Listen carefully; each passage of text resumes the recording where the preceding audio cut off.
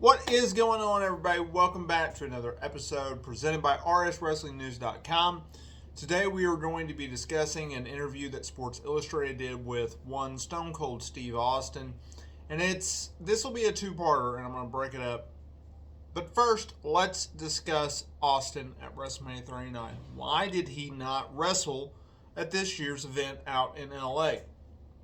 And rswrestlingnews.com does have the quotes up for you to check out.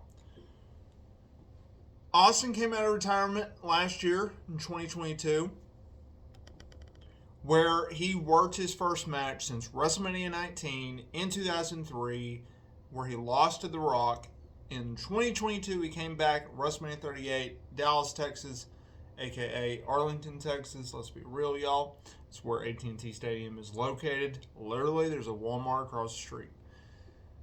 Anyways, he beat Owens. It was an impromptu match. It wasn't necessarily a real match. Didn't have a lot of build up to it because Austin didn't want to have a real match. He wanted to have an impromptu street fight, essentially, and that's what it was.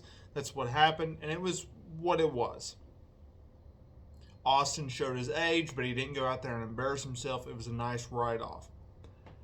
Fast forward to WrestleMania 39, WWE came to him, and they shared, and this is what he kind of touched upon in this interview, they shared a common thing.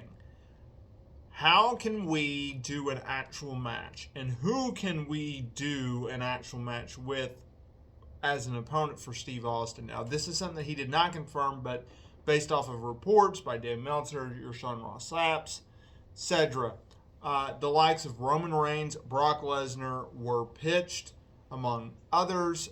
Wrestling News Co. reported that LA Knight had been a name that was pitched later on. Anyways, he didn't do it, and here's why, and this is why he broke down in an interview with Sports Illustrated. Austin said, and I quote, "I haven't spoken to this, but I'll give you a story. I met with some people from WB. We talked about the possibility of me wrestling at WrestleMania 39. The biggest thing in my mind was the presentation and what kind of match it was going to be. Going back to 38, the way the KO thing was presented. I love KO. I turned that down 3, 4, 5 times until creative finally came to what it ended up being.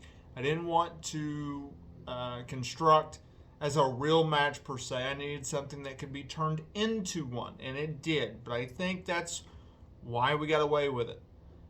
The Dallas crowd was very receptive.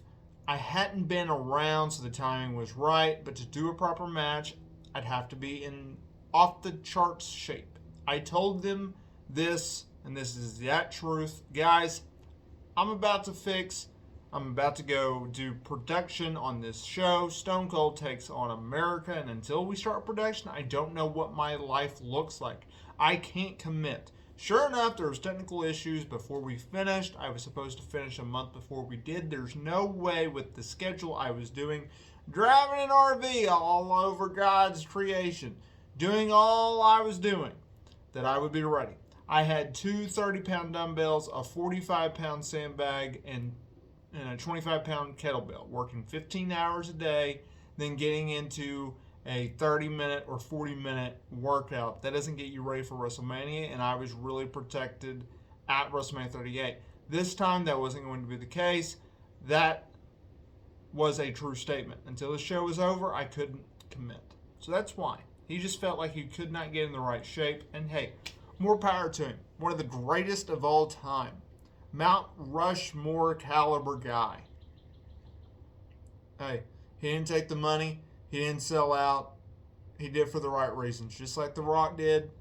He turned it down. And he probably made the right decision in that regard. WrestleMania 40 out in Philly. Who knows what's going to happen there. But that's why Steve Austin did not wrestle at WrestleMania 39.